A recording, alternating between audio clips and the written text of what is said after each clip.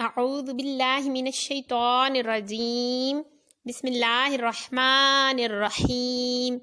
السلام علیکم ورحمۃ اللہ وبرکاتہ۔ عزیز طالبات، پچھلے سارے اسباق میں جو قواعد آپ نے سیکھے ایک نظر ان پر ڈال لیں۔ حروف کے مخارج یعنی ہر حرف کو صحیح خوبصورتی کے ساتھ ادا کرنا، یہ آپ نے سیکھا تھا۔ تو یہ آپ کو مکمل بات معلوم ہونی چاہیے کہ کون سا حرف کیسے ادا ہوگا، اور 7 حروف مستانیہ جو ہر حالت میں پر پڑھنے ہیں تو ان کو ہر حالت میں آپ نے پر پڑھنا ہوتا ہے۔ اس کے بعد آپ نے سیکھا کہ حرکات زبر زیر اور پیش کو کہتے ہیں۔ جب زبر زیر اور پیش ہوگی تو اس کو آپ نے کھینچ کر نہیں پڑھنا۔ اور اس کے بعد یہ کہ اگر حرکات کے ساتھ حروف مدہ آ گئے ہیں تو پھر آپ نے حرکات کو کھینچ کر پڑھنا ہے، اور کھڑی حرکات کو بھی حروف مدہ کی طرح ایک الف یعنی 2 حرکات کے برابر کھینچ کر پڑھنا ہے۔ اس کے علاوہ آپ نے یہ سیکھا کہ حروف لین 2 ہیں، واو اور یا، اور ان کو آپ نے بغیر کھینچے بغیر جھٹکا دیے نرمی سے معروف پڑھنا ہے۔ اس کے علاوہ 5 حروف جب ساکن ہوتے ہیں تو ان کے اوپر قلقلہ ہوگا، ساکن حرف کو متحرک حرف سے ملا کر پڑھا جاتا ہے۔ اور پھر اس کے علاوہ یہ بات ہم نے سیکھی کہ نون ساکن جب ہوگا یا نون کے اوپر جزم ہو، یا 2 زبر 2 زیر اور 2 پیش ہوں، تو ان کے 4 قواعد ہیں: اظہار، اخفاء، ادغام اور اقلاب۔ تو اظہار، اخفاء، ادغام اور اقلاب کے قاعدے مکمل آپ کو یاد ہونے چاہیے کہ جب نون ساکن یا تنوین کے بعد حروف ہلکی ہوں تو آپ نے غنہ نہیں کرنا، حروف اخفاء آ جائیں تو غنہ کرنا ہے، حروف یرملون آ جائیں نون ساکن یا تنوین کے بعد تو ان کو ملا دینا ہے، اور اگر نون ساکن یا تنوین کے بعد با آ جائے تو پھر آپ نے اس کو میم سے بدل کر غنہ کرنا ہے، یا نون ساکن اور تنوین کو میم سے بدل کر غنہ کر کے پڑھنا ہے۔ اس کے بعد تشدید کی علامت کے بارے میں یہ سیکھا کہ نون اور میم مشدد میں ہمیشہ غنہ ہوگا، اور مشدد حرف کو آپ متحرک حرف سے ملا کر پڑھیں گے، اور مشدد حرف 2 مرتبہ پڑھا جاتا ہے۔ اس کے علاوہ ہم نے یہ سیکھا کہ میم ساکن کے 3 قواعد تھے۔ میم ساکن کے بعد دوسری میم آئے تو ادغام شفوی ہے، اس میں غنہ کریں گے۔ میم ساکن کے بعد با آ جائے تو اخفاء شفوی ہے، غنہ کریں گے۔ میم ساکن کے بعد میم اور با کے علاوہ کوئی بھی حرف آئے تو غنہ نہیں کرنا، اظہار شفوی ہوگا۔ اس کے علاوہ آپ نے یہ سیکھا کہ تفخیم اور ترقیق کے کیا معنی ہیں۔ تفخیم حرف کو پر پڑھنا، ترقیق کے معنی حرف کو باریک پڑھنا، اور لام اور را، الف لام اور را کبھی پر اور کبھی باریک پڑھے جاتے ہیں۔ لام کے بارے میں یہ بات یاد رہے کہ لام سے پہلے حرف پر اگر زبر یا پیش ہوگی، اور وہ ایک ہی لام ہے جو اس میں جلالت اللہ عز و جل کے مبارک نام میں لام ہے، تو اس سے پہلے حرف پر زبر یا پیش ہو تو اس کو پر پڑھیں گے، اور اس سے پہلے زیر ہو تو باریک پڑھیں گے۔ اس کے بعد آپ نے مدات کے بارے میں پڑھا، مد کی 6 قسمیں پڑھی۔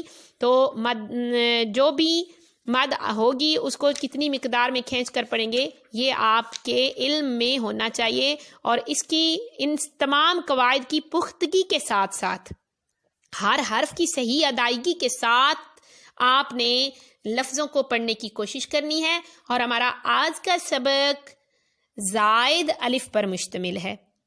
الف سے پہلے جب زبر ہوتی ہے تو الف مدہ ہوتا ہے، اس کو آپ نے یعنی زبر کو آپ نے کھینچ کر پڑھنا تھا، ایک الف یعنی 2 حرکات کے برابر۔ لیکن قرآن کریم میں بعض جگہ الف پر گول دائرہ بنا ہوتا ہے، تو ایسے الف کو زائد الف کہتے ہیں۔ اس الف کو پڑھنے یا نہ پڑھنے کی تفصیل یہ ہے۔ 6 کلمات ایسی ہیں جن میں زائد الف کو وقف کی صورت میں پڑھیں گے لیکن وصل کی صورت میں نہیں پڑھیں گے۔ وصل کا مطلب ہے ملا کر پڑھنا، وقف ہے رکنے کی صورت۔ اب یہ 6 لفظ کون سے ہیں؟ لیکن اب اگر ہم نے اس کے بعد وقف کرنا ہے تو پھر الف کو پڑھنا ہے لیکن، اور اگر وقف نہیں کرنا یعنی اس کے بعد والا لفظ آپ نے پڑھنا ہے، جب آیت میں آپ یہ لفظ پڑھ رہے ہوں گے، اگر وقف نہیں کرنا تو پھر لیکن ایسے پڑھیں گے، زبر کو بغیر کھینچے پڑھیں گے۔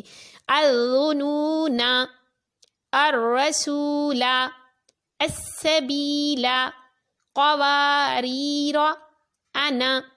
اب یہ 6 لفظ یاد رکھنے ہیں کہ جب ان کے بعد وقف نہ کرنا ہو تو پھر الف نہیں پڑھنا، اس الف کے اوپر گول دائرہ ہوگا. ایک لفظ ہے انا، اس کے اوپر آپ کو دائرہ بھی نظر نہیں آ رہا ہوگا. اس کو آپ نے یاد رکھ لینا ہے کہ قرآن کریم میں ہر جگہ یہ لفظ ایسا ہے کہ اس میں آپ نے الف مدہ ظاہر نہیں کرنا، حمزہ زبر آ نون زبر نا انا پڑھنا ہے.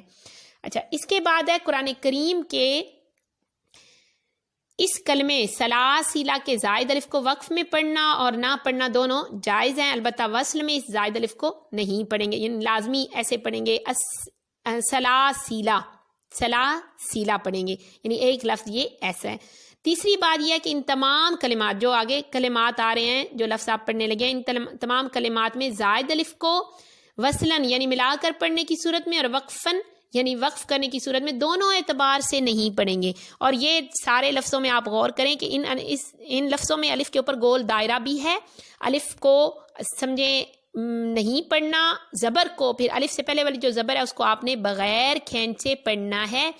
افا ام ماتا، اب فا زبر فا بغیر کھینچے پڑھا. افا ام متا لا الاللہ لا الجحیم، یعنی الف سے پہلے جو زبر ہے اس کو ہم بغیر کھینچے پڑھ رہے ہیں جس الف کے اوپر گول دائرہ ہے. لی شیئن ملائہ ان تبوء ولا اودعوا لا اذبحنہ لا انتم من نبائی وملائہم ثمود لتتلوا لن ندعو لیربوا فی لیبلوا ونبلوا قواریرا. یہ جتنے لفظ آپ نے پڑھے ان کے ساتھ آپ کو سورتوں کے نام اور پارے کے نام اور آیت نمبر بھی نظر آ رہی ہے. آپ قرآن کریم میں ان کو دیکھ بھی سکتے ہیں اور ان میں غور و فکر کریں کہ الف کو نہیں پڑھنا تو آپ نے زبر کو بغیر کھینچے پڑھنا ہے. چوتھی بات جو آپ نے یاد رکھنی ہے وہ یہ کہ ان تمام کلمات کے لفظ انا میں زائد الف نہیں ہے، لہٰذا اس الف کو پڑھیں گے. جو انا صرف لفظ ایک انا ہوگا اس میں آپ نے الف نہیں پڑھنا، نون کو بغیر کھینچے پڑھنا ہے. لیکن یہ انا جو ہے یہ لفظ کے اندر موجود ہے تو اس کو اب کھینچ کر ہی پڑھیں گے.